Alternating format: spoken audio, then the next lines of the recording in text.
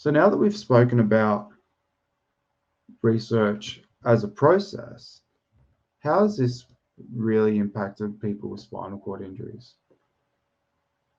So there's two significant, and I do acknowledge that there are many other significant parts in the timeline, but two significant areas of research, two significant timelines that really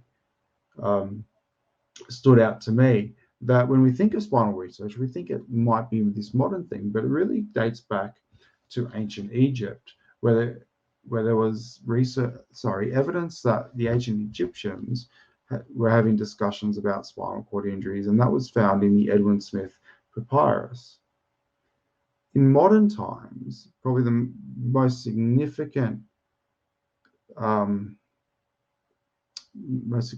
work of sort of modern spinal research is in 1890, where they established the first experimental model of spinal cord injuries in rabbits. So that's probably really where that research was started, really paying attention to spinal cord injury research. It's difficult to have any conversation around spinal research without mentioning Sir Ludwig Guttmann, and pictured there. And his real impact is in 1944, he became the head of the National Spinal Injury Centre at Stoke Mandeville Hospital. And the impact that he had is that he really laid down modern foundations of rehabilitation, where life expectancy was increased of people with spinal cord injuries. So before his sort of approach around spinal cord injuries, and we'll speak about this shortly, is that it was really just a management of life expectancy and complications, where his techniques and his research into increasing life expectancy as well as modern techniques really laid the foundation of what rehabilitation sort of looks like today, and the process that myself and many of you watching went through or experienced.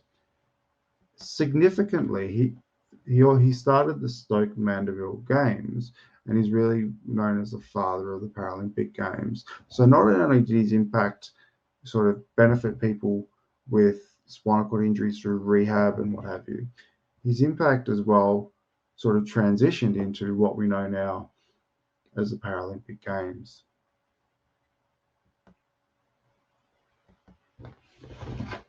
Another significant moment in spinal research was in 1981, Canadian neuroscientists David and Aguayo showed that axons, so little strands of nerve endings from neurons in spinal cord, could regenerate for long distances throughout the peripheral nervous system. So basically saying that there was evidence that regeneration could occur. Before this period of time, the approach to spinal cord injuries was that it was really incurable. So a lot of the research, and like I said, there are many other significant steps that spinal cord injury researchers had, but this bit of research in 1981 really showed that there was evidence moving forward that spinal research could eventually cure spinal cord injuries. And the significance of this was it revived modern spinal cord research into regeneration. So a lot of the research that has happened since was a result of these neuroscientists establishing this research.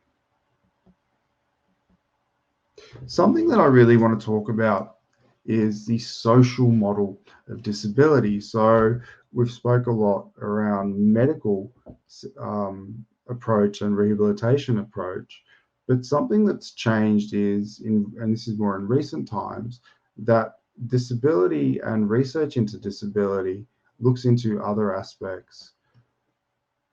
This approach was championed by the Union of Physically Impaired Against Segregation, a group in Great Britain in the 1970s, and it really culminated towards when the World Health Organization had International Year of People with Disabilities in 1983.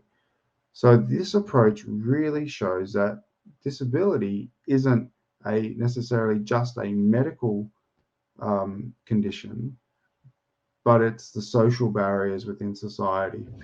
And the significant, although this was a overall disability change in mindset, the significance of this was that that researchers really started looking at disability in a different light. So things like the social barriers, so things like access, things like employment, things like the social perception of people with disabilities, and how that then impacts. It was no longer a medical approach to disability. It was an overall concept, and the impact that can be seen today. So things like a lot of policy change has been brought about by the social model. Things like NDIS in Australia, so our National Disability Insurance Scheme, really focuses on many social aspects of disability that the medical model